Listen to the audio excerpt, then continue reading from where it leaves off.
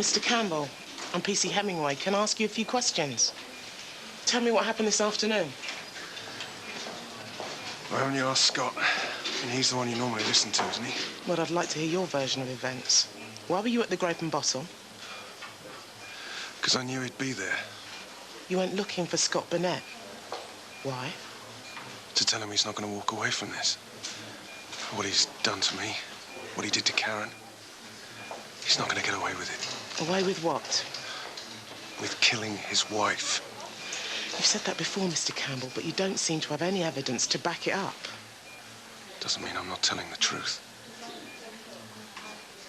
I know I should have walked away, but I was so angry. He killed my wife. He murdered her.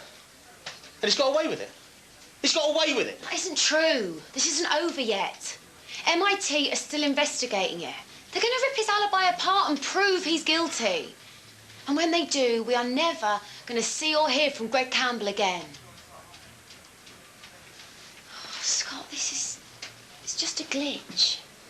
It doesn't change anything. Nothing is going to get in the way of our happiness.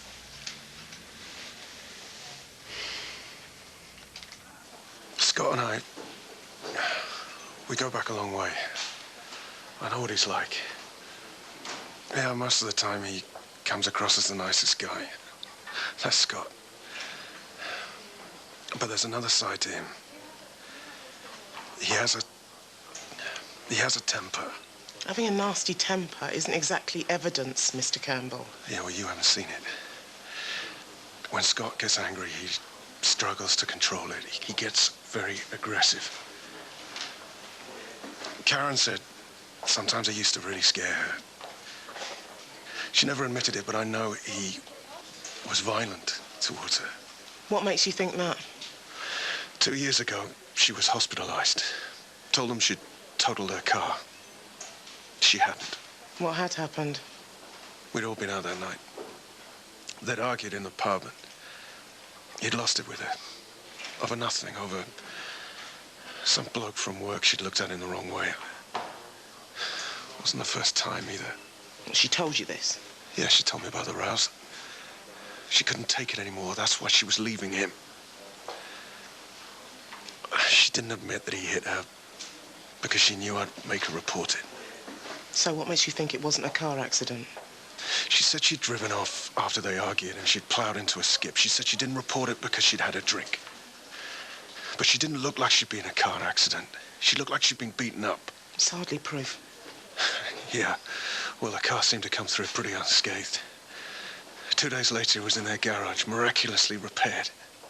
I saw it. Look, if he'd do that for talking to some bloke, what do you think he'd do if he found out she was leaving him for his best mate? I can't prove it. But I know Scott murdered Karen. And until someone starts listening to me, he's going to get away with it and walk free. And if that happens, what's going to stop him killing again?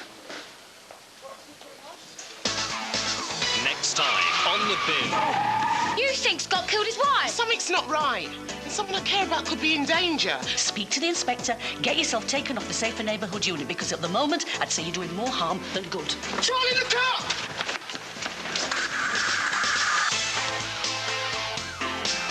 Next, life begins. Then